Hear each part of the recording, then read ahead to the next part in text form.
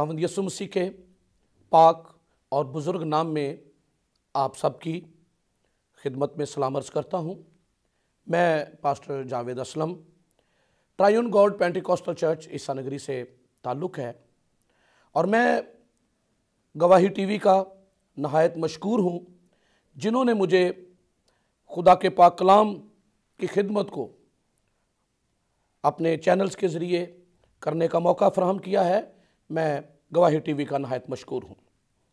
अजीज़ों, जैसा कि आप जानते हैं, क्रिसमस की आमद है। पूरी दुनिया में जोश व खरोश के साथ तैयारियां जारी हैं, बल्कि अरूज पर हैं। ऐसे में बाज़ ऐसे लोग भी हैं जो तालीम को बिगाड़ते, तालीम को ख़राब करते हैं और जो लोगों को ये कहकर वर्गलाते हैं कि ईद विलादत मसीह, ईद क़यामत मसीह, इन ईदों का जिक्र बाइबल में नहीं है, लिहाजा इनको सेलिब्रेट करना नहीं चाहिए। पहली बात समझना ये ज़रूरी होगा कि ईद का मकसद क्या होता है, हम ईद क्यों मनाते हैं, क्यों ईद सेलिब्रेट करते हैं। ईद का मतलब नहायत खुशी का दिन, और ये एक यादगार होती है। हर त्यौहार के साथ एक कॉन्सेप्ट होता है और वो उसी के सबब से लोग उस ईद को सेलिब्रेट करते हैं।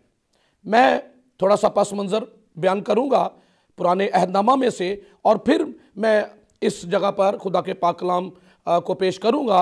ईद विलादत मसीह हमें सेलिब्रेट करनी चाहिए, ठीक है। सो खुदा के पाक कलाम में से खरूज की किताब 12वां बाब 12वीं आयत से मैं खुदा के पाक कलाम में से तलावत करूंगा। इसलिए कि मैं उस रात मुल्क मिस्र में से होकर गुजरूंगा और इंसान और हैवान के सब पैलोठों को जो मुल्क मिस्र में हैं मारूंगा और मिस्र के सब देवताओं को भी सजा दूंगा। मैं खुदावंद हूं। और जिन घरों में तुम हो उन पर वो खून तुम्हारी तरफ से निशान ठहरेगा और मैं उस खून को देखकर तुमको छोड़ता जाऊंगा। और जब मैं मिस्रियों को मारूंगा तो वबा तुम्हारे पास फटकने की भी नहीं कि तुमको हलाक करे। और वो दिन तुम्हारे लिए एक यादगार होगा और तुम उसको खुदावंद की ईद का दिन समझकर मानना। तुम उसे हमेशा की रस्म करके उस दिन को नस्ल दर नस्ल ईद का दिन मानना। अजीजों, ये वो ईद है जिसे खुदा ने खुद मुकर्रर किया है। और कॉन्सेप्ट क्या है, क्यों इसको मानना चाहिए। ये वो दिन है 400 साल मिस्र की गुलामी में गुजारने के बाद, जहां पर उनसे मुशक्कत ली जाती थी, मेहनत ली जाती थी, लेकिन उसके बदले में उजरत नहीं दी जाती थी। खुदा के लोगों पर नहायत जुल्म किया जाता था। लोग वहां तंग थे, परेशान थे।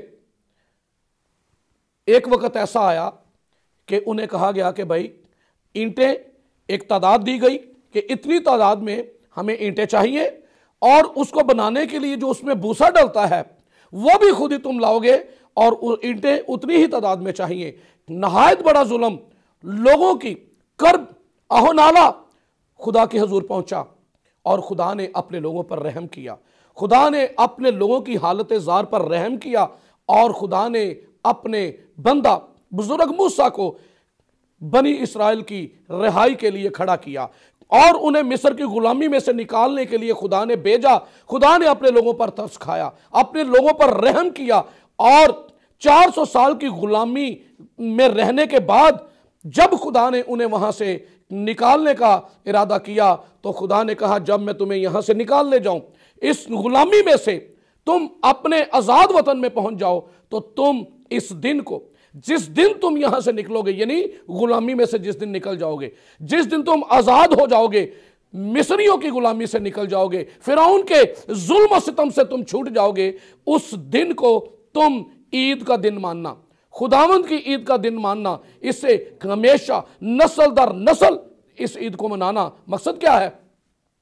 मकसद यह है नस्ल दर नस्ल इसे सेलिब्रेट किया जाए, इस ईद को मनाया जाए ताकि जब इस ईद में लोग शरीक हों, आपके बच्चे शरीक हों, तो बच्चे सवाल अगर करें कि हम इस दिन को सेलिब्रेट कर रहे हैं तो मकसद क्या है, तो उस वक्त बताना हमारे खुदा ने हमारे लिए किस कदर बड़े बड़े काम किए हैं और हमने 400 साल गुलामी में गुजारे, हमारे खुदा ने हम पर रहम किया, हमारी हालत जार पर रहम किया और उसने हमें गुलामी में से अपनी कुदरत के साथ वो हमें छुड़ा लाया है। और ये दिन इस दिन की यादगार होगा जिस दिन तुम गुलामी में से निकल कर एक आज़ाद वतन में दाखिल हो गए हो। लिहाजा अजीजों, इनको ईद मनाने के लिए खुदा ने खुद कहा। अगर बाइबल में लफ्ज नहीं है तो इससे क्या फर्क पड़ता है? आप बाइबल को तो देखिए, एक मुल्क से निकलना, एक मुल्क की गुलामी में से निकलकर दूसरे मुल्क में आ जाना, खुदा ने उन्हें ईद के तौर पर मानने के लिए कहा कि इसे नस्ल दर नस्ल मानना। तो आप जानते हैं खुदावंद यीशु मसीह के दुनिया में आने का मकसद क्या है, खुदावंद यीशु मसीह का इंसान बनकर इस दुनिया में आने का मकसद क्या है। यीशु मसीह की पैदाइश से पहले फरिश्ता ने बुजुर्ग यूसुफ को ख्वाब में कहा, अपनी बीवी मरियम को अपने यहां ले आने से ना डर, उसके बेटा होगा और तू उसका नाम यीशु रखना, क्योंकि वही अपने लोगों को उनके गुनाहों से निजात देगा। लूका रसूल की इंजील में गडरियों के पास फरिश्तों की एक ग्रोह, आसमानी लश्कर जाहिर होती है, आसमान से खुशखबरी लेकर आसमान से गाती हुई आ रही है, क्योंकि ये दिन नहायत खुशी का दिन है, ये नहायत शादमानी का दिन है, सेलिब्रेशन का दिन है। आसमानी ग्रोह जाहिर होती है और गडरियों को आकर पैगाम क्या दिया, आज दाऊद के शहर में तुम्हारे लिए एक मुनज्जी पैदा हुआ है। वहां पर उसे फरिश्ता ने कहा कि उसका नाम यीशु रखना, क्योंकि वही, इसका मतलब है वही जब आता है तो कोई और नहीं, किससे? गुनाहों से निजात देगा। भाइयों और बहनों, इसका मतलब यह है गुनाहों से कोई छुड़ा नहीं सकता। एक मुल्क से गुलामी में से निकालने के लिए तो खुदा ने अपने बंदा बुजुर्ग मूसा को खड़ा किया और वो गुलामी में से तो निकाल लाया, लेकिन इस गुलामी के बारे में आज हम खुदा के पाक कलाम में से पढ़ेंगे कि ये उससे कहीं ज्यादा खतरनाक है। ये गुलामी होती क्या है? यूहन्ना रसूल की इंजील 8वां बाब मैं खुदा के पाक कलाम में से आपके लिए पढ़ना चाहूंगा।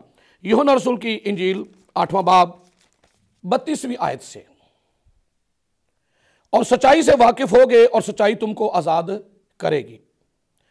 उन्होंने उसे जवाब दिया, हम तो अब्राहम की नस्ल से हैं और कभी किसी की गुलामी में नहीं रहे, तू क्यों कर कहता है कि तुम आजाद किए जाओगे?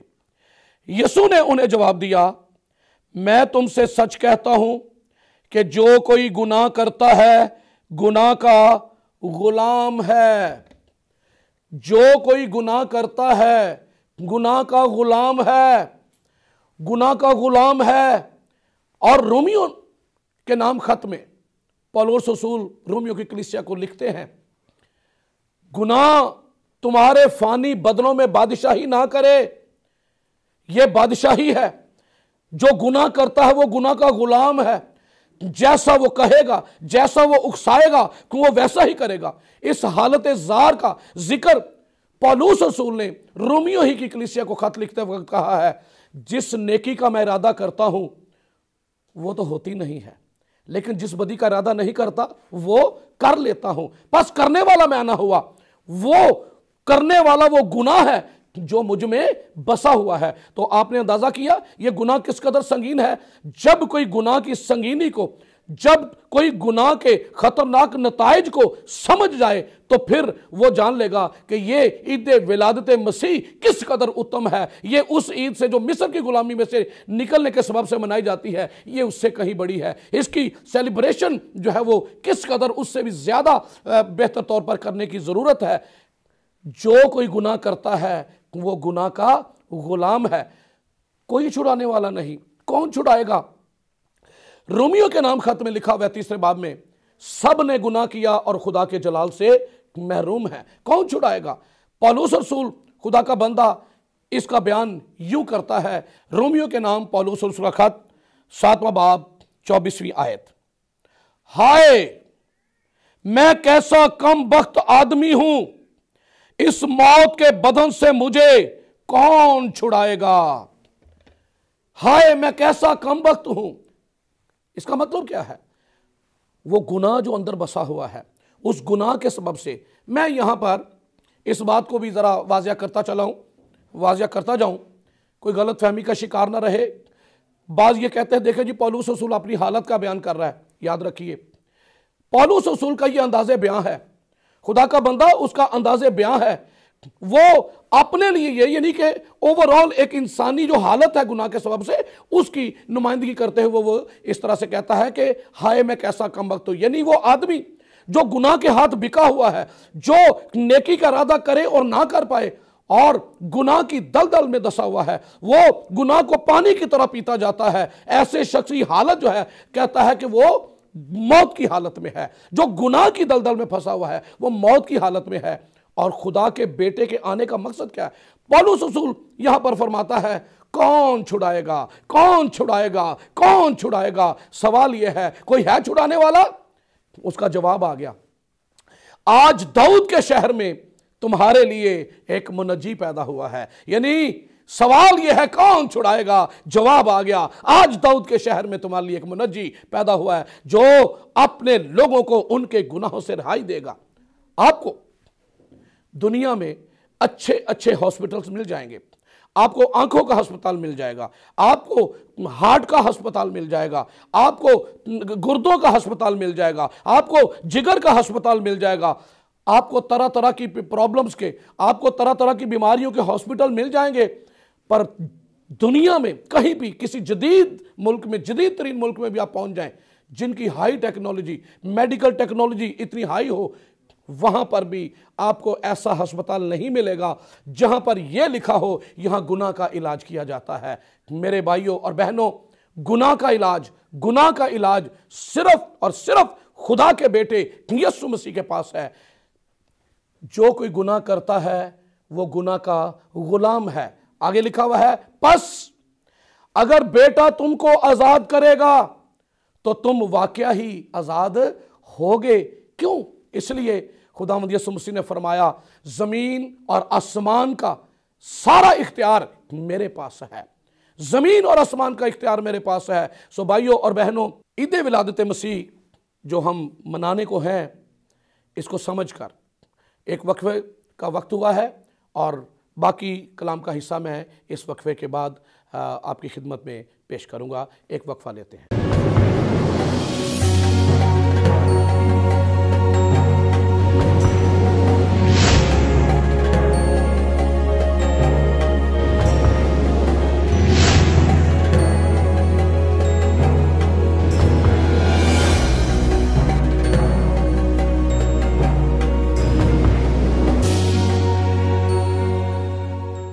Welcome back. मैं खुदा के कलाम में से बयान कर रहा था कि गुनाह का इलाज दुनिया के किसी अस्पताल में नहीं होता है।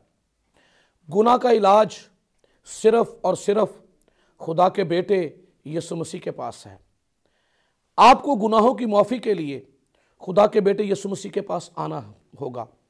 और ये दिन आप यहाँ से अंदाज़ा कीजिए, अगर बेटा तुमको आज़ाद करेगा तो तुम वाकया ही आज़ाद होगे। और गुनाह की हालत का आपने जिक्र सुना, हाय मैं कैसा कमबख्त हूं, जिस नेकी का इरादा करता हूं वो नहीं होती और जिस बदी का इरादा नहीं भी कर लेता वो ये इंसान की गुनाह आलूदा जिंदगी का हाल है। जो गुनाह में जिंदगी बसर करता है, गुनाह इस तरह से रच बच गया है और उसे समझ नहीं आती कि वो क्या करता चला जा रहा है। सो ये इंसान की इंतहाई बदतरीन हालत है और ऐसे में खुदा ने रहम किया, खुदा ने फजल किया। और यूहन्ना रसूल की इंजील 3 बाब 16 आयत में लिखा हुआ है, खुदा ने दुनिया से ऐसी मोहब्बत रखी कि उसने अपना इकलौता बेटा बख्श दिया ताकि जो कोई उस पर ईमान लाए, यानी बेटे पर ईमान लाए, वो हलाक ना हो बल्कि हमेशा की जिंदगी पाए। ये जिंदगी हमेशा की जो है, ये 40 साल, ये 50 साल, 70 या 80 साल या 100 साल वाली जिंदगी नहीं है। ये जिंदगी हमेशा की जिंदगी है जो कभी खत्म होने वाली नहीं है। खुदावंद यीशु मसीह की पहली आमद का मकसद जो है वो ये है कि वो गुनाहगार इंसान को बचाने के लिए आया है, गुनाह से छुड़ाने के लिए आया है। इसलिए याद रखिए, ये ईद नजात दहिंदा की ईद है, जो गुनाहों से छुड़ाने आया है, जो गुनाहों से आज़ाद करने आया है, ताकि इंसान को, क्योंकि जो गुनाह की हालत में है वो मौत की हालत में है, और जिसका जिक्र आपने कलाम में से सुना, हाय मैं कैसा कमबख्त हूं, मुझे इस मौत के बदन से कौन छुड़ाएगा। गुनाह के सबब से, गुनाह की मजदूरी मौत है। जिस जिंदगी में गुनाह मौजूद है वो मौत की हालत में है, और गुनाह की मजदूरी क्योंकि लिखा मौत है। खुदा का बेटा यीशु मौत से निकालने के लिए आया है। खुदा का बेटा हमें गुनाह की गुलामी में से निकालने आया है, और उसने अपने मकसद को पूरा किया है। आज हम जो यादगार मनाने को है, इस दिन को सेलिब्रेट करने को है, इसे खूब धूमधाम के साथ मनाइए, इसे खूब धूमधाम के साथ मनाइए। क्यों? इसलिए कि जब आप ये करोगे, आप जरूर अपने घरों को डेकोरेट कीजिए, आप जरूर चर्चिस को डेकोरेट कीजिए, जरूर करें, लेकिन इसके साथ ये जानना जरूरी है, आपको अपने खुदावंद के बारे में, उसके आने के मकसद को जानना बड़ा जरूरी है। क्यों आया है? अगर आज भी अगर हम गुनाह की हालत में है, गुनाह की हालत में जिंदगी बसर कर रहे हैं, तो हमने खुदावंद के आने के मकसद को बेकार कर दिया है। हम ईद विलादत मसीह भी मनाते हैं और गुलामी की हालत में भी है, ये तो बात जजती ही नहीं है। वहां खुदा ने बनी इस्राएल से कहा कि उस दिन को ईद के तौर पर मानना। क्यों? क्योंकि तुम गुलामी में से निकल आए हो। आज आप अंदाजा करें कि एक शख्स जो गुनाह की हालत में है, वो गुलामी की हालत में है, कलाम मुकद्दस में लिखा हुआ है, और वो इस क्रिसमस को सेलिब्रेट करने भी जा रहा है। हां, अच्छे तरीके से खूब सेलिब्रेट कीजिए, लेकिन गुलामी में से निकलकर, गुलामी में से निकलने का क्या तरीका है? एक ही है, गुनाह की गुलामी में से। कोई बड़ी रियासत करने की जरूरत नहीं है, आपको कहीं लंबा सफर करने की जरूरत नहीं है, आपको किसी ऊंचाई पर जाने की जरूरत नहीं है, ना आपको लंबा लंबा नंगे पैर सफर करने की जरूरत है। सिर्फ आपको जो काम करना है वो एक ही काम है, और वो क्या है? जो कोई उस पर ईमान लाए, खुदा के बेटे पर जो दुनिया में आया ताकि हमें छुड़ाए, जो कोई उस पर ईमान लाए। ईमान क्या लाए? यूहन्ना नबी ने क्या कहा खुदावंद यीशु मसीह के बारे में? देखो ये खुदा का बर्रा है जो जहान का गुनाह उठा लिए जाता है। यीशु मसीह ने जकई के घर में एक ऐलान किया, और वो क्या था? अपने आने का मकसद, दुनिया में आने का मकसद बयान किया। आज इस घर में निजात आई है, और आगे क्या लिखा है? क्योंकि इब्ने आदम खोए हुओं को ढूंढने और निजात देने आया है। Praise the Lord. खोए हुओं को ढूंढने और निजात देने आया है, छुड़ाने आया है। वो ताल्लुक जो टूट गया था अदन से, आदम को निकाल दिया गया था, हो खुदा से जुदाई हो गई थी। खुदावंद यीशु मसीह के आने का मकसद यह है कि वो फिर से इंसान को खुदा से मिला दे। वो तो मिलाप कराने आया है, वो तो गुनाह से रिहाई देने के लिए आया है। और आज अगर हम उसी तरह से गुनाह की हालत में, जिस तरह की हालत में हैं, और हम इस ईद को, ईद विलादत मसीह को सेलिब्रेट करने को हैं, मनाने को हैं, तो ये बात अजीज़ों जचती नहीं है। आओ हम अहद करें, आओ आज हम अहद करें, इस ईद को हम गुलाम रहकर नहीं गुजारेंगे, हम इस ईद को गुलाम रहकर सेलिब्रेट नहीं करेंगे, हम इस ईद को आज़ाद होकर बसर करेंगे। और वो कैसे? बेटा तुम्हें आज़ाद करेगा, बेटा तुम्हें आजाद करेगा तो तुम वाकई ही आजाद होगे। ये निजात है कितनी बड़ी। इब्रानियों के खत में लिखा हुआ है, इब्रानियों के नाम खत 2 बाब और 3 आयत में बड़ी तवज्जो से सुनिएगा। तो इतनी बड़ी निजात से गाफिल रहकर, तो इतनी बड़ी निजात से गाफिल रहकर हम क्यों कर बच सकते हैं?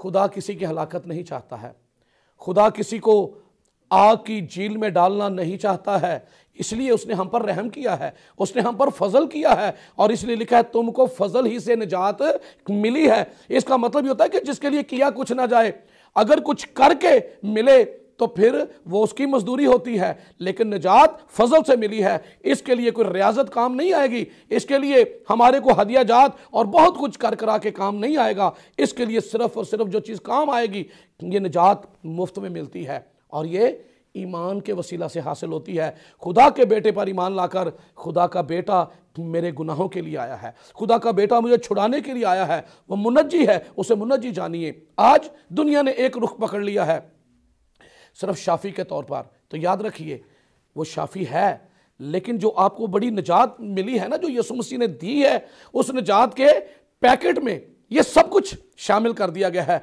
आपकी शिवा इस निजात के पैकेट में शामिल है, आपकी बीमारियों से रिहाई इस निजात के पैकेट में शामिल है, आपके गुर्बत का मिटाया जाना इस निजात के पैकेट में शामिल है। बच्चे के बारे में क्या कहा गया? कपड़े में लेटा हुआ। तुम्हारे लिए निशान होगा कपड़े में लेटा हुआ।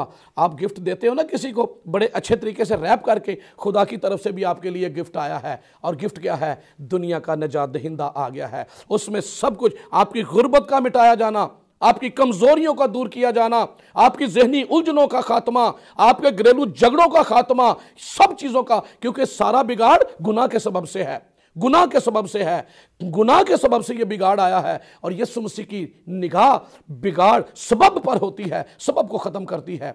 मैं एक आपको बाइबल में से एक वाकया बयान करूंगा। एक शख्स था जिसमें बदरूहें थी, और वो इतना खतरनाक हो गया कि लोगों को जख्मी करता था, लोगों को मारता था, और लोग उसे जंजीरों से बांधते थे, लोग उसे जंजीरों से बांधते, रस्सियों से बांधते, उसे कंट्रोल करने की कोशिश करते थे, लेकिन वो रस्सियां तोड़ देता था, वो जंजीरों को तोड़ डालता था। एक वक्त ऐसा आया कि अब लिखा है उसे कोई रस्सियों से भी बांध ना सकता था, वो काबू में नहीं है। सबब है, सबब कुछ और है। सबब क्या है? वो बदरू जो उसके अंदर बसी हुई है, उसके सबब से वो सारा कुछ करता है, वो लोगों को जख्मी करता है। बिगाड़ सो खुदा का बेटा उस सबब पर निगाह करता है। इंसान की इस हालत का सबब क्या है? वो गुनाह है, वो गुनाह के सबब से ऐसी हालत में गया है। और इसलिए खुदावंद यीशु मसीह ने क्या किया? जब उस शख्स की मुलाकात यीशु मसीह से हुई तो यीशु मसीह ने कहा, ऐ बदरू इसमें से निकल जा। सबब को खत्म कर दिया, रस्सियों से बांधने की जरूरत नहीं है। आप सबब का खात्मा कर दें, बीमारियां जाती रहेंगी। सबब का खात्मा खुदा का बेटा करता है, आपकी लाचारी, कमजोरी जाती रहेगी। इसलिए भाइयों बहनों, आओ हम अहद करें, इस क्रिसमस को, इस ईद विलादत मसीह को हम नजात दहिंदा की ईद का दिन मनाएं कि वो हमें छुड़ाने आया है, उसने हमें आजाद किया है। जब सेलिब्रेट करो, अपने साथियों को, अपने दोस्तों को, अजीजों अकारब को ये मैसेज दो कि नजात दहिंदा पैदा हुआ है जो गुनाहों से, ना कि ये कि आप उन्हें अपनी महफिलों में बुराई करने की, शराब नोशी की दावत देकर कहें कि हमारी ईद है और हम ऐसा करेंगे। हरगिज नहीं, गुलामी की हालत में रहकर आप इसे सेलिब्रेट नहीं कर सकते हैं। गुलामी की हालत से निकलकर आजाद होकर आप इसे सेलिब्रेट कीजिए, ये आपकी हकीकी खुशी बन जाएगी, क्योंकि आप मौत से निकलकर जिंदगी में दाखिल हो जाएंगे। और खुदा के बेटे का इस दुनिया में आने का मकसद ये है कि वो हमेशा की जिंदगी पाए। ये हमेशा की जिंदगी कौन सी है? ये वो जिंदगी है जो बाप वाली है, जो कभी खत्म नहीं होने वाली। और वो जिंदगी, वही जिंदगी उसके बेटे में है, यानी हमेशा की जिंदगी।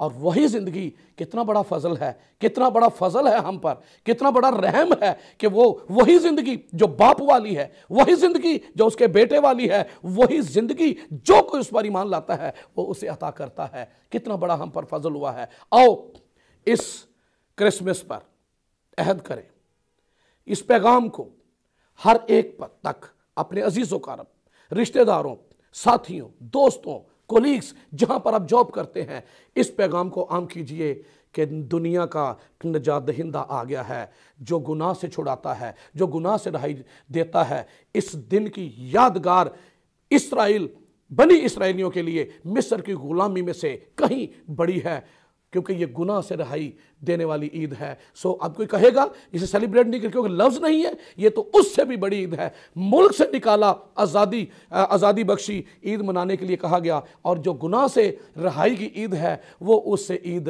कितनी बड़ी होगी। खुदावंद आपको बरकत दे। मैं आखिर में एक दफ़ा फिर गवाही टेलीविज़न का शुक्रिया अदा करता हूँ, जिन्होंने मुझे ये मौका बख्शा कि मैं आपके टेलीविज़न के ज़रिया से खुदा का पाक कलाम कलीसिया तक, खुदा के लोगों तक पहुंचा सकूं। खुदावंद आप सबको बरकत दे। मैं आखिर में चाहूँगा कि एक दफ़ा मिलकर हम सब दुआ करें। खुदावंद यीशु, शुक्रिया अदा करते हैं तेरे बड़े फजल के लिए, तेरे रहम के लिए। अगर तू ना आता हम गुनाह में मर जाते, तू ना आता हम गुनाह में मारे जाते, हम मौत की हालत में रहते। मगर अब तेरा शुक्र करते हैं, तूने हमें मौत से निकाल लिया है, तूने हमें गुनाह की गुलामी में से निकाल लिया है, तूने हमें हमेशा की जिंदगी बख्शी है। हम शुक्रिया अदा करते हैं। मैं ऐ बाप तेरे बेटे यीशु मसीह के नाम से दुआ करता हूँ पूरे मुल्क के लिए, दुनिया भर में जहाँ जहाँ पर भी दुनिया इस ईद को, क्रिसमस को सेलिब्रेट करने को है, इस बड़ी ईद को मनाने को है, मैं दुआ करता हूँ गरीबों के लिए, नादारों के लिए, लाचारों के लिए, जो कुछ भी ज़रूरत के लिए दरकार है अपने बेटे यीशु मसीह के नाम से मुहैया करना। मैं अपने मुल्क पाकिस्तान के लिए दुआ करता हूँ, अमन व अमान की सूरत हाल के लिए दुआ करता हूँ। पूरे मुल्क में अमन व अमान की सूरत हाल बहाल रहे और तेरे लोग इस मुल्क में आज़ादी के साथ इस ईद को सेलिब्रेट कर सके। यीशु मसीह के पाक और कुदस नाम के वसीला से ये दुआ है, आमीन।